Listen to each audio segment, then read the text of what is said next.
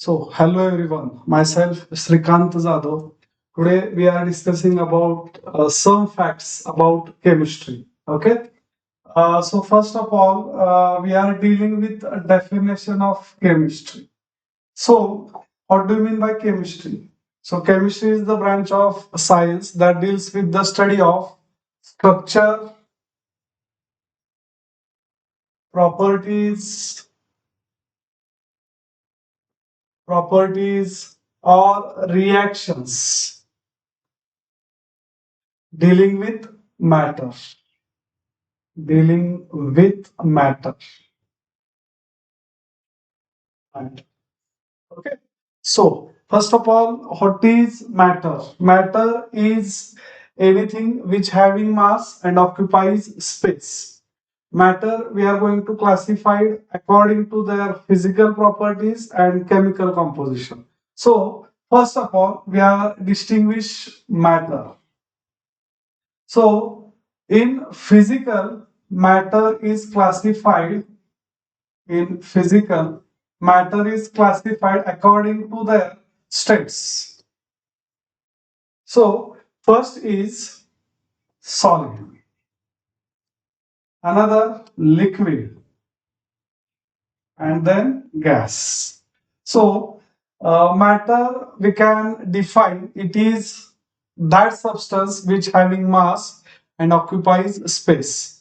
In physical state, matter is classified according to their intermolecular force, that is solid, liquid, or gas. So, what do you mean by solid? It is that matter in which molecules or atom are closely packed with each other, or they have a strong intermolecular force.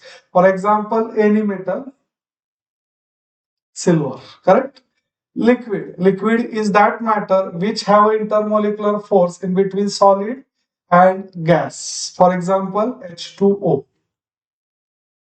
And last state of matter is gas, which has a no intermolecular force or very low intermolecular force. That is, for example, O2.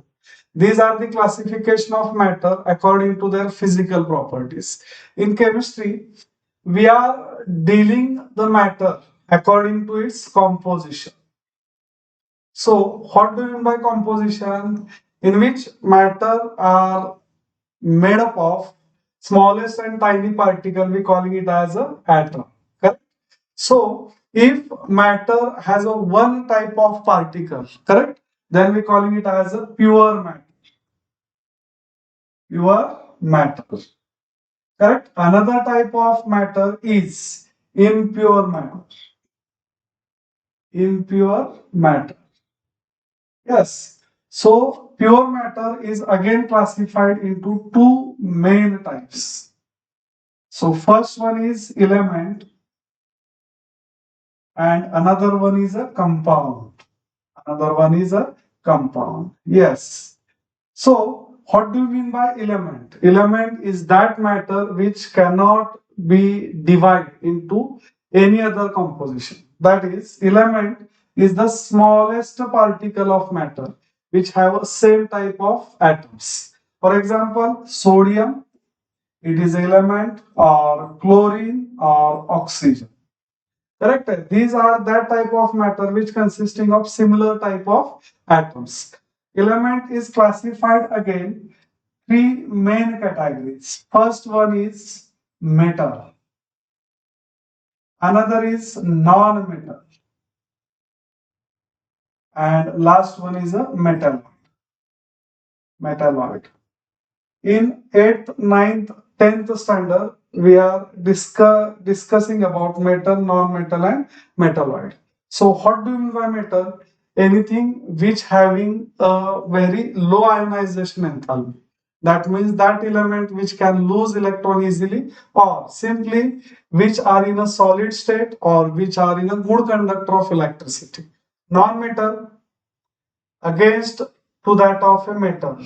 म्हणजे मी जसं मगाशी सांगितलं तुम्हाला, metal is that element which can lose electron easily. Correct? Non-metal is that element which can accept electron easily. And metalloid. Metalloid means which possess both properties of metal and non-metal. So one example of each classification. Metal means sodium, non-metal is chlorine, and metalloid is silicon or germanium. Okay, so pure matter mainly classified into two main categories. First one is element, another one is a compound. So element is the smallest particle or pure form of a matter which cannot be further divided. Another type of matter is a compound. It is also pure, which consisting of two or more atoms. Correct? For example, if we are combining metal and non-metal, we will get a compound. For example, sodium is metal and we are combining sodium with chlorine, NaCl. So compound is that part of matter which can be divided in different composition. For example, compound we have an example NaCl. NaCl is a compound. Correct? If we have electrolysis of NaCl, we get two different atoms, sodium and chlorine. In compound, there are main two types. That is, one is a polar compound and another one is a non-polar. So what is the difference between polar and non-polar? If we are combining two elements, okay, of one is metal and another one is a non-metal, chlorine, correct? In which sodium and chlorine, okay? So if we are combining two elements, sodium and chlorine, okay, you know that sodium is a metal and chlorine is a non-metal, correct? So if we are going to combine these two elements, okay, sodium has a very low ionization energy. That means sodium will lose electron, correct? And chlorine will accept electron, okay? For compound, we are combining these two elements, sodium and chlorine. Sodium will lose electron by acquiring a positive charge, and chlorine will accept electron by acquiring negative charge. Okay, so how this happen? So we are discussing about sodium. Sodium has atomic number of 11. Correct? Electronic configuration of it is 281. And chlorine, atomic number is 17 and electronic configuration is 287. Okay, so for any element in our periodic table, all tends to satisfy their octet or they want a stable electronic configuration. So for that, sodium has outermost one electron, correct? It will lose its one electron, and acquires a positive charge. So how it will happen? So in neutral form or in a stable form, sodium has 11 proton and 11 electron. Proton carries a positive charge, electron carries a negative charge. Okay, so after donating electron in this stable form, sodium has a zero charge.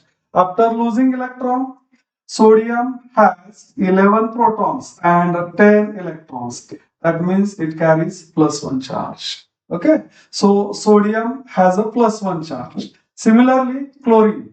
Chlorine has outermost 7 electrons and its valency is 1.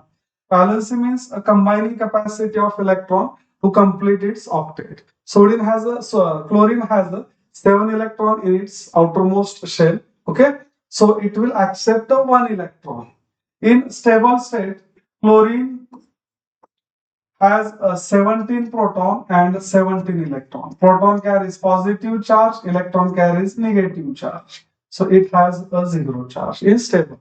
After gaining 1 electron, chlorine has the same proton, 17, and 1 electron added into that shell. Okay, so 17 minus 18, that equal to minus 1. So this is a compound in which chlorine carries positive charge, chlorine carries negative charge, sodium carries positive charge. If we are closing these two elements, it has a positive, it has a negative. That means they will attracted towards each other. We will get a NaCl. if any compound has two or more element which carries a charge, that is positive and negative charge, then we calling it as a polar compound. Okay, so NaCl is a polar compound. And another example of non-polar, it is if we are combining two elements have a similar property or two same elements. For example, oxygen and another element is also oxygen. Correct? Okay. So oxygen atom carries atomic number 8 and this oxygen will also carries atomic number 8. Okay. If these two atoms are combined according to the Lewis, okay, what there will be happen? Oxygen has electronic configuration 2 6. This is also 2 6. Okay, so oxygen has a 6 electron in its valence shell, so it will require 2 electrons to complete its octet. Okay, if I am draw Lewis dot structure for this oxygen, okay, so we have to write a paired electron. Okay, here is 2 electrons, 2 electrons and 2 electrons. Okay, here also 2 electrons, 2 electrons and 2 electrons. Okay, if we are combining these two atoms, this oxygen wants 2 electrons, this oxygen also wants 2 electrons. Okay, if we are combining these two atoms, these 2 electrons shared with another 2 electrons of another oxygen atom. Okay, so 2 4 2 4. Okay, so if we are combining these two elements, we have a molecule, or we call it is also compound. Correct? Okay. NaCl, while combining NaCl, Na carries positive charge, Cl carries negative charge. This type of bond, we calling it as an ionic bond. Ionic bond. Okay. In O2, we are going to combining these two elements, okay, by not transferring electron but sharing of electron. This type of bond we calling it as a covalent bond. In ionic bond, you see that there is a charge, okay.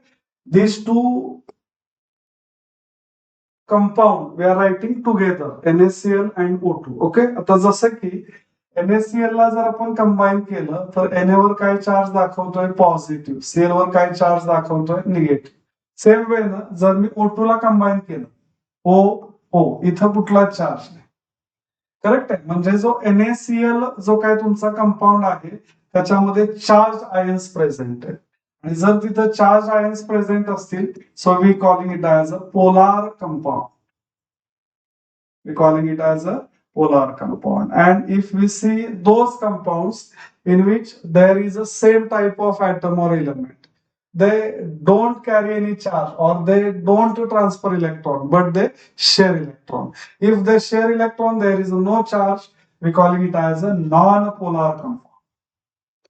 We calling it as a non-polar compound. Okay, so why we are going to discuss these points? Okay, these points are important to classify the matter. Okay, so compound we are classifying into two categories, polar and non-polar. Okay, so another type of matter we are calling it as impure matter. For impure matter, we have to know or we have idea about polar and non-polar. Okay, so impure matter means mixture. Impure matter means mixture. Okay, so what is the difference between compound and mixture? Okay, here is also combination of atoms, here is also combination of atoms, but in a compound we are combining elements by a definite proportion or a fixed proportion. In mixture we have no any composition or we have no any formula. Okay, so pure matter is classified into two main categories, that is homogeneous and heterogeneous. Homogeneous and heterogeneous.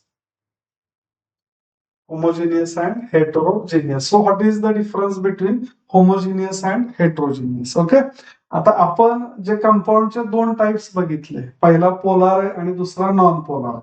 Okay. आता जर आपण कंपाऊंडला combine केलं आणि ते compound जे तुम्ही combine करताय त्या दोघांचं नेचर जर सारखं असेल, if this two are polar, then we will get a homogeneous mixture. For example, एक एक्झाम्पल बघू आपण. बघा आता, NaCl. Okay, in NaCl, Na carries positive charge, Cl carries negative charge. That means it is a polar. Okay. त्याच्याबरोबर मी mix करणार आहे दुसरं compound. Okay, H2O. In that HOH. H carries positive charge, O carries negative charge. Okay. So जसं की तुम्ही बघितलं NaCl polar आहे, तसं तुमचं वॉटर पण पोलार आहे. करेक्ट आहे. आणि जर मी त्या NaCl ला वॉटर मध्ये ऍड केलं तर मला एक सांगा की NaCl वॉटर मध्ये डिझॉल्व्ह होतं का? Yes. NaCl dissolve into the water. आता बिफोर डिझॉल्विंग NaCl ची स्टेट काय आहे? सॉलिड. वॉटरची स्टेट काय आहे? लिक्विड. वॉटर कोणत्या स्टेट मध्ये आहे तुमचं? लिक्विड. ओके. आता जर हे दोन कंपाऊंड जर मी मिक्स केले, करेक्ट आहे. त्या मिक्सचर मध्ये मी काय असं फिक्स प्रोपोर्शन घेत नाही की आपल्याला NaCl चं एवढं अमाऊंट पाहिजे किंवा तुमच्या H2O चं एवढं अमाऊंट पाहिजे. जर मी सॉलिड NaCl लिक्विड वॉटर मध्ये जर मिक्स केला तर तुम्हाला जे फायनल मिक्सचर भेटणार आहे त्या फायनल मिक्सचर मध्ये प्रत्येक कॉम्पोनंट हा सिंगल स्टेट मध्ये असेल. That is a liquid. That means NaCl dissolved into the water. Correct आहे. Final solution we will get aqueous NaCl.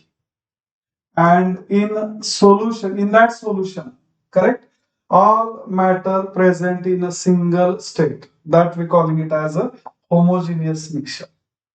जर म्हणजे तुम्ही दोन कंपाऊंड मिक्स करताय आणि दोन कंपाऊंड कम्प्लिटली मिक्स झाले आणि त्या मिक्सचर मध्ये थ्रू आउट द मिक्सचर सगळा मॅटर एकाच स्टेट मध्ये प्रेझेंट असेल, so we calling it as a homogeneous mixture. म्हणजे काय, तुम्ही पोलार मध्ये मिक्स केलं, you will get a homogeneous mixture. Correct. आता जर तुम्ही फॉर एक्झाम्पल पोलार आणि नॉन पोलार जर मिक्स केलं, जसं की आता आपण 10th स्टँडर्ड मध्ये हायड्रोकार्बन स्टडी केलेले आहेत, बरोबर आहे. हायड्रोकार्बन, त्यातलं एक हायड्रोकार्बन आपण घेऊ, बेन्झिन. काय घेतोय? बेन्झिन. आता या केसमध्ये मी मिक्सर करताना काय करणार आहे, NaCl हे डिझॉल्व्ह करणार आहे तुमच्या बेन्झिन. करेक्ट आहे. बेन्झिनचा काय फॉर्म्युला आहे? C6H6. काय फॉर्म्युला आहे बेन्झिनचा? C6H6. ओके. आता जर तुम्ही NaCl कम्पेअर केलं कुणाबरोबर? बेन्झिन बरोबर. तर NaCl आपण डिस्कस करतोय, that is a polar compound. आता बेन्झिनचं आपण थोडं डिस्कशन करू. आता बेन्झिन मध्ये जे कार्बन्स आहेत, किती आहेत तुमच्याकडे कार्बन? 6. ओके. आणि हायड्रोजन्स किती आहेत? 6. आता तुमच्या लक्षात येत असेल, तुम्ही केमिस्ट्री ऑफ कार्बन कंपाऊंड मध्ये स्टडी केलेले, तर carbon instead of transferring electron it will share electron. कार्बनचे इलेक्ट्रॉन्स हे शेअर कोणाबरोबर करतोय? तो हायड्रोजन बरोबर. किंवा कार्बनची एक प्रॉपर्टी आहे, that we calling it as a catenation. म्हणजे बेन्झिनचं जर आपण स्ट्रक्चर बघितलं तर बेन्झिनचं स्ट्रक्चर काहीसं असतं. करेक्ट आहे. 6 कार्बन्स आहेत आणि 6 कार्बन्स हे क्लोज चेन मध्ये आपण कंबाईन करतोय with alternate double bond. Double single double single double, आणि प्रत्येक कार्बनला एक हायड्रोजन देऊ. करेक्ट. आपल्याला चेक करायचंय की हे कंपाऊंड पोलार आहे का नॉन पोलार आहे. आता जसं की तुम्ही सोडियम क्लोराईड बघताय, दोन ऍटम तुम्ही कंबाईन केले, त्यातला एक ऍटम आहे तो मेटल आहे, एक ऍटम आहे तो नॉन मेटल आहे. करेक्ट. या दोन इलेमेंट किंवा दोन जे काय तुम्ही ऍटम कंबाईन करताय यांच्यामध्ये इलेक्ट्रॉनिगेटिव्हिटी डिफरन्स खूप जास्त आहे. म्हणजे सोडियम काय करतोय? इलेक्ट्रॉन लूज करतोय. क्लोरीन काय करतोय? इलेक्ट्रॉन गेन करतोय. So it is a polar. जर आपण कार्बन कार्बन किंवा कार्बन हायड्रोजनचं जर बघितलं, कार्बन कार्बन असेल किंवा कार्बन हायड्रोजन असेल तर त्याच्यामध्ये दोघांची इलेक्ट्रोनिगेटिव्हिटी नियर अबाउट सेम. जर हे दोन ऍटम असे की जे दोघांची इलेक्ट्रोनिगेटिव्हिटी सेम आहे, मग ते कुठला बॉन्ड करतील? तुमचा कोव्हॅलंट बॉन्ड. करेक्ट. आता कोव्हॅलंट बॉन्ड मध्ये चार्ज डेव्हलप होत नाही, सो मी त्याला काय म्हणतोय? Non polar. म्हणजे NaCl पोलार आहे, त्याला मी मिक्स करतोय बेन्झिन मध्ये. दोघांचं नेचर सेम आहे का डिफरंट आहे? डिफरंट आहे ऑब्व्हियसली, कारण हा पोलार आहे आणि तो नॉन पोलार आहे. आणि जर हे तुम्ही दोन कंपाऊंड मिक्स केले तर NaCl त्यात डिझॉल्व्ह होत नाही. म्हणजे NaCl as it is solid state मध्येच राहील. Benzene as it is liquid state मध्येच राहते. करेक्ट आहे. म्हणजे काय की तुम्ही जर पोलार नॉन पोलार जर मिक्स केले तर तुम्हाला जे मिक्सचर मिळणार आहे that mixture we calling it as a heterogeneous mixture. Okay, we calling it as a heterogeneous. आता होमोजिनियस आणि हेट्रोजिनियस मध्ये बेसिक डिफरन्स काय आहे, तर होमोजिनियस मध्ये थ्रू आउट द मिक्सचर आपला जो मॅटर प्रेझेंट असणार आहे त्याची स्टेट एकच असेल. हेट्रोजिनियस मध्ये जो काय तुमचा मॅटर असेल तो डिफरंट स्टेट मध्ये डिपेंड आहे. म्हणजे different matter has a different state. आता जसं की आपण बघितलं पोलार मध्ये जर पोलार मिक्स केला तर तुम्हाला होमोजिनियस मिक्सचर भेटेल, जसं की NaCl प्लस H2O. जर तुम्ही पोलार नॉन पोलार मध्ये मिक्स केला तर तुम्हाला हेट्रोजिनियस मिक्सचर भेटेल, जसं की NaCl आणि बेन्झिन C6H6. ओके, सो परत एकदा थोडक्यात आपण रिवाइज करू. Matter is classified into according to their physical property and chemical composition. Okay, in physical property we are divide atom in according to their intermolecular force. First one is a solid, another one is a liquid, and last one is a gas. Okay, in chemical property or composition we are classifying matter into two main categories: pure matter and impure matter. Pure matter means काय, त्या matter मध्ये सगळे जे particle असतील correct आहे ते सगळे एकसारखे असणार आहेत किंवा ते सारखेच असतील. आता जसं की आपण प्युअर मॅटरला दोन कॅटेगरीमध्ये डिवाइड करतो. त्यातली पहिली आहे इलेमेंट. करेक्ट आहे, element is a pure form of a matter which contains same type of element. Which contains same type of element त्याला आपण म्हणतो प्युअर मॅटर. एलिमेंटचे तीन टाइप्स आहेत, मेटल, नॉन मेटल आणि मेटलॉइड. करेक्ट आहे. आपण जे हे इलेमेंट कंबाईन करू, करेक्ट आहे, त्याला आपण म्हणतोय compound. Compound is also pure form of a matter in which there are two or more types of element combined in a fixed proportion. Correct आहे, what we calling it as a compound. Correct आहे. आता आपण जर compound combine केले, compound combine केल्यानंतर आपल्याला जो matter भेटतोय त्याला आपण म्हणतोय इम्प्युअर मॅटर किंवा मिक्सचर. जसं की आता कंपाऊंड आणि मिक्सचर मध्ये मगाशी तुम्हाला डिफरन्स सांगितला होता. कंपाऊंड मध्ये जे आपण कॉम्पोजिशन घेतोय किंवा मिक्सचर घेतोय ते फिक्स आहे, डेफिनेट. इम्प्युअर मध्ये जे काही कॉम्पोजिशन घेतोय ते इनडेफिनाइट आहे. म्हणजे असं काही नाही की बाबा एवढंच तुम्हाला कंपाऊंड पाहिजे ते तेवढ्याच अमाऊंट मध्ये मी मिक्स करतोय. करेक्ट आहे, असं काही नाही. मॅटर आहे तो दोन टाइप मध्ये आपण डिवाइड करतोय, एक म्हणजे होमोजिनियस आणि दुसरा heterogeneous mixture. Homogeneous means through out the mixture matter एकाच स्टेट मध्ये प्रेझेंट असेल. हेट्रोजिनियस मध्ये throughout the mixture matter more than one state मध्ये प्रेझेंट असेल. आता एक लक्षात ठेवा, ज्यावेळी तुम्ही मॅटर बघता, करेक्ट आहे, तर हा मॅटर तयार कसा, म्हणजे त्याच्यासाठी आपण काय केमिकल रिॲक्शन्स करतो. आता केमिकल रिॲक्शन साठी काही बेसिक लॉज आहेत. बेसिक लॉज आता आपल्याला थोडक्यात डिस्कस करायचे. म्हणजे कसं की बाबा केमिस्ट्री जो आहे तो मेनली डील करतोय तुमच्या केमिकल रिॲक्शनसाठी. करेक्ट आहे. आता जर आपण एक एक्झाम्पल बघितलं तर थोडक्यात तुम्हाला एक समजावून सांगतो की आपल्या केमिकल रिॲक्शन्स कशा होतात आणि त्याच्यासाठी आपण कुठले लॉज घेतो. करेक्ट. आता फॉर एक्झाम्पल आपल्याला तयार करायचं आहे काय, वॉटर. करेक्ट. वॉटर जर तयार करायचं असेल तर तुम्ही एक लक्षात ठेवा की मी त्या ठिकाणी दोन मॉलिक्यूल घेणार आहे. करेक्ट आहे. तर पहिला मॉलिक्यूल आहे तुमचा हायड्रोजन. हायड्रोजनचा एचटीपीचा फॉर्म्युला आहे H2 आणि त्याच्याबरोबर कंबाईन करतोय मी कोणाला, ऑक्सिजन. करेक्ट आहे. आता हा जो H2 आहे that we calling it as a molecule. काय म्हणतोय आपण त्याला, मोलेक्यूल. हा पण आहे तो मोलेक्यूलच. करेक्ट आहे. तो तयार होतोय कशापासून, हायड्रोजनच्या ऍटम पासून. डिफरंट हायड्रोजनचे ऍटम कंबाईन होऊन काय तयार करतायत, मोलेक्यूल तयार करतात. ओके. डिफरंट टाईप सॉरी ऑक्सिजनचे जे ऍटम्स आहेत ते कंबाईन होऊन काय तयार करतात, तुमचं ऑक्सिजनचं मोलेक्यूल. आता जर तुम्ही चेक केलं आपल्याला जो तयार होणारा प्रोडक्ट आहे तो काय आहे, H2O. करेक्ट. तर आता आपल्याला H2O तयार करायचा आहे. तर तुम्ही जे केमिस्ट्रीमध्ये बघता, तर केमिस्ट्रीमध्ये जर मला रिएक्शन्स करायचे तर तिथं काय बेसिक लॉज, त्यातला पहिला लॉ आहे law of conservation of mass. Law of conservation of mass. Conservation of mass. Of mass. आता हा लॉ काय स्टेट करतोय ते थोडक्यात आपण समजून घेऊ. करेक्ट आहे. जे तुमचं माझ्यामध्ये बॅलन्सिंग केमिकल इक्वेशन्स आहेत त्याच्यासाठी मी हा लॉ यूज करतो. लॉ ऑफ कन्झर्वेशन ऑफ काय सांगतोय की तुमचा जो मॅटर आहे किंवा त्याचं जे काय मास आहे ते आपण क्रिएट पण करू शकत नाही आणि त्याला डिस्ट्रॉय पण करू शकत. फॉर एक्झाम्पल काय की तुमचं जेवढे इलेमेंट्स रिएक्टंट साईडला असणार आहेत तेवढेच इलेमेंट तुमचे प्रोडक्ट साईडला असतील. म्हणजेच total mass of reactant is equal to total mass of product. आता ते कसं करायचं तर सपोज आपल्याला इकडे हायड्रोजन्स किती आहेत 2, इकडे हायड्रोजन्स किती आहेत 2, इकडे ऑक्सिजन्स किती आहेत 2, इकडे ऑक्सिजन्स किती आहे आपल्याकडं एकच आहे. म्हणजे जर इकडं 2 ऑक्सिजन्स आहेत दॅट मीन्स इकडे पण आपल्याला किती पाहिजेत 2 ऑक्सिजन पाहिजेत. म्हणून मी इथं त्याला 2 न मल्टिप्लाय करतो. करेक्ट. आता जर आपण चेक केलं तर ह्या साईडला हायड्रोजन्स किती होत आहेत तुमचे 4, या साईडला हायड्रोजन्स किती आहेत तुमचे 4च पाहिजे. तर आपला हा जो पहिला लॉ आहे लॉ ऑफ कन्झर्वेशन ऑफ मास तो इथं प्रूफ होतो.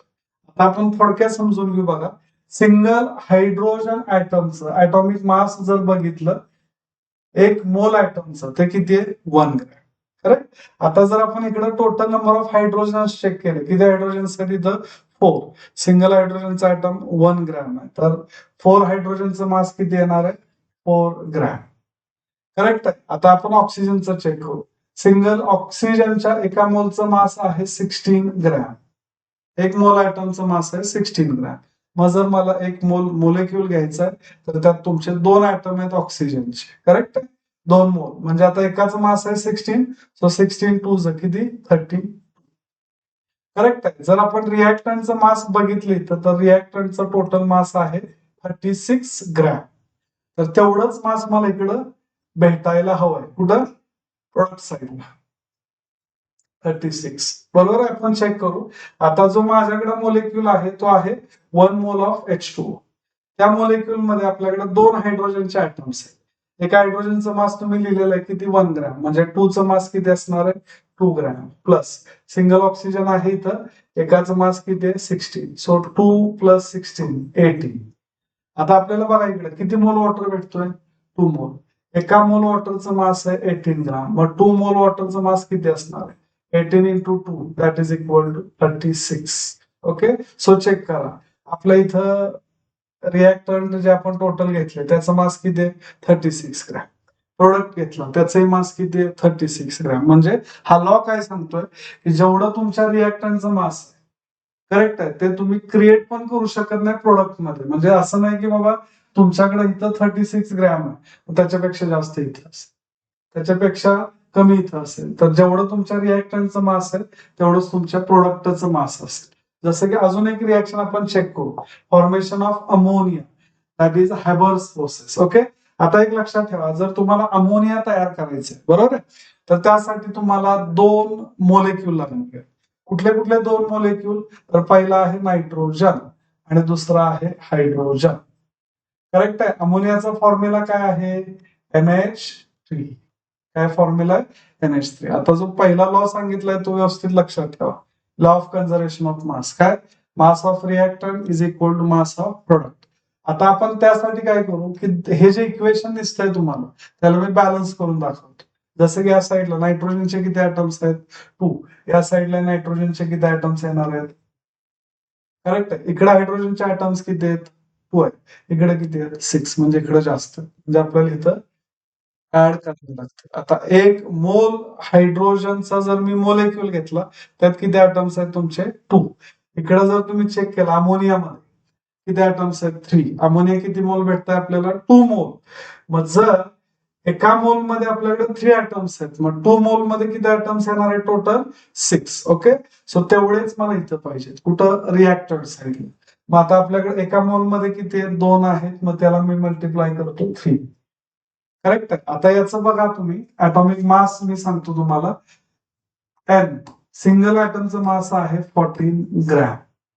करेक्ट आहे. 1 मोल जर सिंगल ऍटम घेतला तर किती मास आहे त्याचं 14 ग्रॅम. आपल्याकडे जो मोलेक्यूल आहे तो आहे N2 त्यात किती ऍटम्स आहेत 2. सो एक लक्षात घ्या एकाचं 14 आहे 14 टू किती 28. करेक्ट. आता आपण हायड्रोजनचं चेक करू. आपल्याकडे हायड्रोजनचे किती ऍटम्स आहेत 6 3 टू 6 म्हणजे टोटल किती येणार आहे त्याचं मास 6 ग्रॅम. सो आपण पहिलं रिएक्टंटचं मास चेक करू. 28 plus 6 that is equal to 34 gram. Exactly mass तुम्हाला प्रोडक्ट साईडला भेटतंय का ते चेक करा. अमोनियाचं बघा, अमोनियामध्ये एक नायट्रोजनचा ॲटम आहे ज्याचं मास आहे 14 ग्रॅम. हायड्रोजनचे 3 ॲटम्स आहेत. सो त्या तिघांचं किती आलं 3. 14 प्लस 3 किती 17. किती मोल आहेत बाळांनो तुमच्याकडं 2 मोल्स. करेक्ट आहे. मग आता लक्षात घ्या, एका मोलचं जर मी मास चेक केलं तर ते 17 आहे. मग 2 मोलचं काढायचं असेल तर मी काय करेन 17 इंटू 2. 17 इंटू 2 किती आहे तुमचं 34. म्हणजे तुम्ही एक चेक करा, जेवढं मास माझं रिॲक्टंट साईडला येत आहे तेवढंच मास कुठे आहे प्रोडक्ट साईडला येते. That is law of conservation of मास. हा पहिला लॉ आहे for a chemical reaction. Correct आहे. आता दुसरा जो लॉ आहे तो काय सांगतोय तर त्याचं नाव आहे law of definite proportion. So law of definite proportion म्हणजे काय की तुम्ही कुठलंही कंपाऊंड घ्या प्युअर फॉर्म मध्ये, त्याच्यामध्ये इलेमेंटचं जे कॉम्पोजिशन आहे ते कायम फिक्स असते. म्हणजे लॉ ऑफ डेफिनाइट प्रपोर्शन बघा आता, लॉ ऑफ डेफिनाइट प्रपोर्शन म्हणजे ज्यांना हे लॉज जमले किंवा ज्यांना हे लॉज समजले त्यांना केमिस्ट्री इझी जाणार. Law of definite proportion. Correct आहे. आता याचं स्टेटमेंट काय आहे तर बघा आता, any pure compound any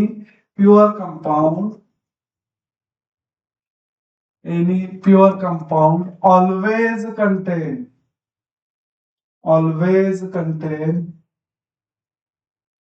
contains fixed proportion. हा महत्वाचा आहे बरं. Fixed proportion of elements.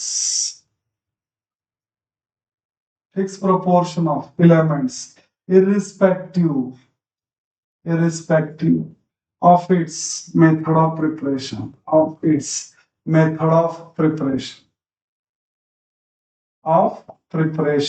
Correct आहे. मीन्स काय, तुमच्याकडे जर एखादं प्युअर कंपाऊंड आहे, जसं की आता आपण एक्झाम्पल घेऊ वॉटरच. करेक्ट आहे. तर वॉटरचा जो फॉर्म्युला आहे तो हा फिक्स आहे H2O. करेक्ट आहे. तुम्ही ते वॉटर कुठलंही घ्या, त्याच्यामध्ये जे कॉम्पोजिशन असणार आहे हायड्रोजनचं आणि ऑक्सिजनचं ते किती असणार आहे 2:1. म्हणजे तुम्ही 2 रिएक्शन्स करताय आणि त्या 2 रिएक्शन मध्ये तुम्ही वॉटर तयार करताय, तर दोन्ही केसमध्ये वॉटरचा फॉर्म्युला आहे तो फिक्स असेल. जसं की पहिली रिएक्शन आहे तुमची कंबशनची. थोडक्यात दाखवतो मी तुम्हाला. सपोज आपल्याकडे अल्केन आहे, हायड्रोकार्बन मिथेन, त्याचं आपण कंबशन करू O2. करेक्ट आहे. देन इट विल गिव्ह, कधीही कंबशन रिएक्शन करा तुम्हाला डेफिनेटली प्रोडक्ट हाच भेटेल CO2 आणि H2O. बरोबर. आता पहिला आपण लॉ ऑफ कन्झर्वेशन ऑफ मास कडे जाऊ. लक्षात घ्या, जेवढे आपले रिएक्टंट साईडला इलेमेंट्स आहेत तेवढेच मला प्रोडक्ट साईडला पाहिजे. जसं की इकडे कार्बन 1 आहे, इकडे कार्बन 1, इकडे हायड्रोजन्स किती आहेत 4. एका वॉटरच्या मॉलिक्युल्स मध्ये हायड्रोजन्स किती आहेत 2. सो इथे किती प्रोड्यूस होणार आहेत वॉटरचे मोल्स 2. करेक्ट आहे. इकडे ऑक्सिजन्स किती आहेत बघा, इकडे 2, एका वॉटर मध्ये 1 2 2. म्हणजे इकडे किती आहेत 4 आहेत, इकडे पण किती आहेत 4च असायला पाहिजे. That is law of conservation of मास. आपल्याला काय बघायचंय वॉटरचा फॉर्म्युला. काय तो वॉटरचा फॉर्म्युला H2O. म्हणजे ही झाली तुमची कंबशनची रिएक्शन. अजून एक माझ्याकडे अशी रिएक्शन आहे की ज्याच्यामध्ये आपण वॉटर तयार करू शकतो. तर ती रिएक्शन तुम्हाला सगळ्यांना माहिती आहे, that we calling it as a neutralization reaction. Neutralization means काय तर आपण ऍसिड कंबाईन करायचं बेस बरोबर. It will give salt plus water. Correct. Example बघा, आपल्याकडं एक ऍसिड आहे HCl, त्याच्यात मी कंबाईन करतोय NaOH ला. करेक्ट आहे. आता लक्षात ठेवायचं, हा ऍसिड आहे तो काय देणार आहे आपला H प्लस. करेक्ट. बेस आहे तो काय देणार आहे OH मायनस. मग पहिलं तर काय होईल, हा H प्लस आणि OH मायनस कंबाईन होईल, दॅट विल प्रोड्यूस वॉटर. आला का सेम फॉर्म्युला H2O. एक H प्लस आहे OH मायनस आहे, कंबाईन करू काय तयार होणार आहे H2O. वरच्या रिएक्शन मध्ये जे आपल्याला वॉटर भेटतंय त्याचा फॉर्म्युला H2O चा आहे. खालच्या रिएक्शन मध्ये जे वॉटर भेटतंय त्याचा फॉर्म्युला H2O चा आहे. अदर प्रोडक्ट आहे आपल्याकडं NaCl ओके आणि H2. म्हणजे लक्षात ठेवायचं, तुम्ही प्युअर कंपाऊंड घेताय त्याला कसंही तयार करा त्याचा फॉर्म्युला हाच असेल H2O. म्हणजे जसं की आता आपण अजून एक रिॲक्शन बघू, म्हणजे तिथं तुम्हाला अजून क्लॅरिटी येईल की मी डेफिनेट प्रोपोर्शन म्हणजे काय सांगतो. ज्यावेळी तुम्ही इलेमेंट कंबाईन कराल किंवा तुम्ही मोलेक्युल तयार कराल, कंबाईन कराल, त्याच्यापासून एखादं प्रोडक्ट तयार कराल, तर त्याचा जो काय रेशो आहे तोच रेशो आपण इकडे रिॲक्शनला वापरतो. जसं की H2 प्लस O2 काय तयार होणार आहे H2O. आपल्याला ही रिॲक्शन बॅलन्स करून घ्यायची. 2H2 plus O2 gives twice H2. आता इकडे लक्षात घ्या H2O मध्ये हायड्रोजन H2 ऑक्सिजनचा जो कॉम्बिनेशनचा रेशो आहे तो किती आहे 2:1. हे कंबाईन करताना मोलेक्युल पण 2:1च रेशो मध्ये कंबाईन करतो. तर सपोज तुमच्याकडे 4 हायड्रोजन्स मोलेक्युल्स करेक्ट आहे. ऑक्सिजनचे किती घ्यावे लागतील तयार काय होईल H2O's. किती H2O तयार होणार आहे 4H2O. तुम्ही इथं रेशो घ्या H2 चे किती मोल्स तुम्ही कंबाईन करताय 2. ऑक्सिजनचे किती करताय 1. वर रेशो किती आहे 2:1. तुमचा जो प्रोडक्ट H2O आहे तिथं रेशो किती आहे 2:1. मी सपोज मोल्स वाढवले तर हे फिक्स प्रपोर्शन 4:2 जर तुम्ही काढलं 4:2 ते पण किती येणार आहे 2:1. आलं लक्षात तुमच्या. अजून मी घेतो 8H2 प्लस O2 गिव्स. आता लक्षात ठेवायचं हे फिक्स आहे बरं. जर तुम्ही 4 हायड्रोजन घेता H2O किती भेटणार आहे तुम्हाला 4. आता इथे हायड्रोजनचे किती मोल्स आहेत तुमचे 8 आहेत. वॉटरचे किती मोल्स भेटणार आहेत 8च. हे फिक्सच आहे. हा 8 आहे. अलग लक्षात तुमच्या. ओके सो ह्याचे किती मोल्स लागतील आपल्याकडे डेफिनेट प्रोपोर्शन आहे काय आहे 2:1. म्हणजे जेवढं तुम्ही हे घेताय त्याच्या हाफ तुम्हाला काय घ्यायचंय ऑक्सिजन घ्यायचं. ह्याचे 8 मोल्स असतील तर ह्याचे किती घ्यायचे आपल्याला 4. रेशो घ्या 8:4. आपण किती येणार 2:1. हे फिक्स आहे. त्याला चेंज करता येत नाही. अजून एक रिॲक्शन आपल्याला अमोनियाच्या फॉर्मेशनची एकदम सोप्या रिॲक्शन्स आहेत बघा. अमोनियाचं जर तुम्ही मगाशी प्रिपरेशन बघितलं असेल तर मी काय करतोय तर आपल्याला अमोनियाचा फॉर्म्युला माहितीये काय रेशो त्याचा नायट्रोजन H2 हायड्रोजनचा 1:3. काय रेशो आहे 1:3. बघा इकडे नायट्रोजन किती मोल घेतला तुम्ही 1. हायड्रोजन किती मोल घेतलाय 3. रेशो 1:3. जर मी नायट्रोजनचे 2 मोल्स घेतले रेशो लक्षात ठेवा 1:3. ह्याचे 2 मोल्स आहेत तर ह्याचे किती घ्यावे लागतील आपल्याला 6H2. हे फिक्स आहे. याचं काहीही चेंजेस करू शकत नाही. आता जर तुम्ही ह्याला 1 मोल घेताय नायट्रोजनला, अमोनियाचे किती मोल्स आहेत 2. आता इकडे नायट्रोजनचे किती आहेत 2. म्हणजे नायट्रोजनच्या डबल अमोनिया तयार होतो. आता मी नायट्रोजन किती घेतलाय 2. अमोनियाचे किती मोल्स तयार होतील फिक्स आहे हे किती याच्यात डबल म्हणजे किती 4. बघा बॅलन्स आहे का 4NH3. 2 nitrogen 2 2 4. 6 2 12 hydrogen 4 3 12 hydrogen.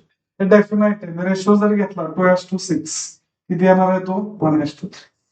That is a definite proportion. Any pure compound always contains fixed proportion of element by mass. Okay. आता जसं की आपण हायड्रोजन आणि ऑक्सिजन कंबाईन करतोय आपल्याला काय भेटतंय वॉटर. म्हणजे दरवेळी असंच आहे का तुम्ही हायड्रोजन आणि ऑक्सिजन कंबाईन कराल तुम्हाला वॉटर भेटेल नाही. तर याच्यानंतरचा एक अजून लॉ आहे that we calling it as a law of multiple proportion. काय म्हणतोय आपण त्याला लॉ ऑफ मल्टिपल प्रोपोर्शन. लक्षात घ्यायचं जर तुम्हाला केमिस्ट्री स्टडी करायचा आहे तर हे सगळे लॉज आहेत ते आपल्याला लक्षात आलेच पाहिजेत. पहिला लॉ कुठला होता लॉ ऑफ कन्झर्वेशन ऑफ मास की ज्याच्यामध्ये आपण जेवढं रिॲक्टंट घ्यायचो तेवढं प्रोडक्ट घ्यायचं. दुसरा कुठला आहे लॉ ऑफ डेफिनेट प्रोपोर्शन.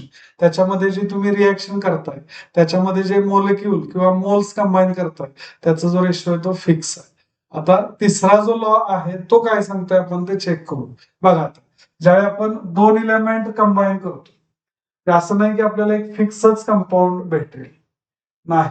ज्यावेळी तुम्ही 2 इलेमेंट कंबाईन कराल that will give more than 1 product. जसं की फॉर एक्झाम्पल थोडक्यात H2 आणि O2 हे तुम्ही कंबाईन करताय करेक्ट आहे. मग तुम्हाला दरवेळी याच्या कॉम्बिनेशननी H2Oच भेटेल असं नाही. That will give another product also. That will give another product also. म्हणजे काय H2 आणि O2 कंबाईन केलं तर आपल्याला वॉटरच भेटतं असं नाही. दुसरा प्रोडक्ट आहे त्याचा peroxide. That is a law of multiple proportion. आता हा स्टेट काय करतोय ते थोडक्यात सांगतो आणि आपण आपलं लेक्चर आहे ते थांबवू इथं. बघा आता, when two elements combine they will form more than one product, then the ratio of one element which is combined with fixed mass of another element which is always a small whole number. जसं की आता मला तयार करायचं आहे काय, water. H2 plus O2 gives H2O. जर तुम्ही इथं चेक केलं तर मी इथं हायड्रोजनचे किती मोल्स घेतोय, 2. ऑक्सिजनचे किती मोल्स घेतोय, 1. आपल्याला वॉटरचे किती मोल्स भेटतायत, 2. करेक्ट आहे. आता मी दुसरं प्रोड्यूस करणार आहे काय, पॅरॉक्साईड. आता तिथं मी थोडा रेशो चेंज करणार आहे. त्यात मी हायड्रोजनचं अमाऊंट आहे ते चेंज करेल, ऑक्सिजनला फिक्स ठेवून. हायड्रोजनला चेंज करतोय आणि ऑक्सिजनला फिक्स ठेवणार. ओके, सो काय असेल तो बघा, H2 plus O2 gives H2O. जर तुम्ही थोडक्यात बघितलं तर हा लॉ काय सांगतोय तो समजून घेऊया. Okay, when two elements combine with fix mass of another element, म्हणजे मी काय केलं, हायड्रोजनचे दोन्ही रिएक्शन मध्ये मी कॉम्पोजिशन चेंज केले आणि एकाला काय ठेवलं, फिक्स ठेवलं. करेक्ट आहे. मग आता रेशो कोणाचा काढायचा आहे तर हायड्रोजनचा. ओके, तर त्याचा थोडक्यात लॉ इथं मी तुम्हाला लिहून दाखवतो म्हणजे तुमच्या लक्षात येईल. बघा आता, when two elements combine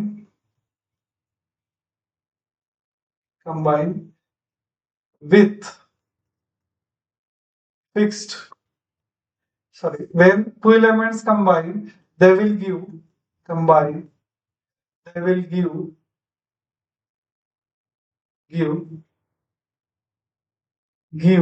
more than one product, then इथून पुढे महत्वाचं, then the ratio of one element combined with, then the ratio of one element combined with fix कोणाचं मास ठेवतोय आपण, ऑक्सिजनचं, combined with fixed mass of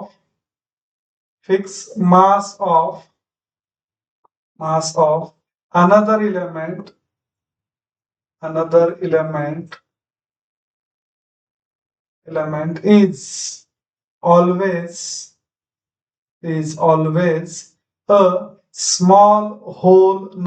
is always a small whole number.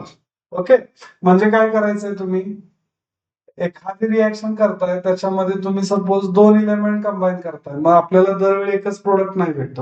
Correct आहे. एकाच मास तुम्ही चेंज करायचं, एकाच मास फिक्स ठेवायचं, प्रोडक्ट आहे तो आपल्याला 2 वेगळे भेटतील. जसं की अजून एक एक्झाम्पल आहे आपल्याकडं, कार्बनचं आणि ऑक्सिजनचं कॉम्बिनेशन. ओके, कार्बन कंबाईन करतोय आपण ऑक्सिजन बरोबर.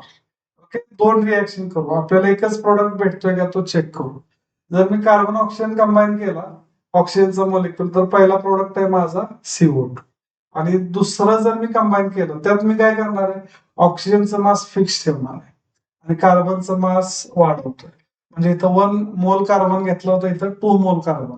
आता आपण काय करू, हा रेशो मी चेंज करतोय आणि हा फिक्स ठेवतोय. प्रोडक्ट काय असेल इथं, 2CO. करेक्ट आहे. आता जरी आपण इथं रेशो काढला, एकाच मास मी फिक्स ठेवतोय ऑक्सिजनचं, करेक्ट आहे, एकाचं चेंज करतोय, रेशो बघा काय येतोय, हा 1 आहे, हा 2 आहे, रेशो काय येणार आहे, 1:2. When two elements combine with fixed mass of another element, then the ratio is always a small whole number and you will get a different. Correct आहे. तर हा आहे आपला law of multiple proportion. Okay, तर केमिस्ट्रीचं जर आपण एकंदर discussion करायला गेलो तर केमिस्ट्री हा थोडा सोपा आहे. करेक्ट आहे. सोपा इन द सेन्स काय, की तुम्हाला फक्त काय करायचंय की केमिस्ट्रीमध्ये जे काय आपलं स्टडी होणार आहे डेलीचे किंवा जे काय क्लासेस होतील, करेक्ट आहे, त्याच्यामध्ये रोजच्या रोज तुम्ही त्याचं प्रॅक्टिस करायचं. तुमचे जे काही डाऊट्स आहेत ते आम्हाला विचारायचे. जर तुमचे doubts day to day clear झाले तर तुम्हाला एक्स्ट्रा काही एफर्ट लावायची गरज नाही. Okay, so thank you.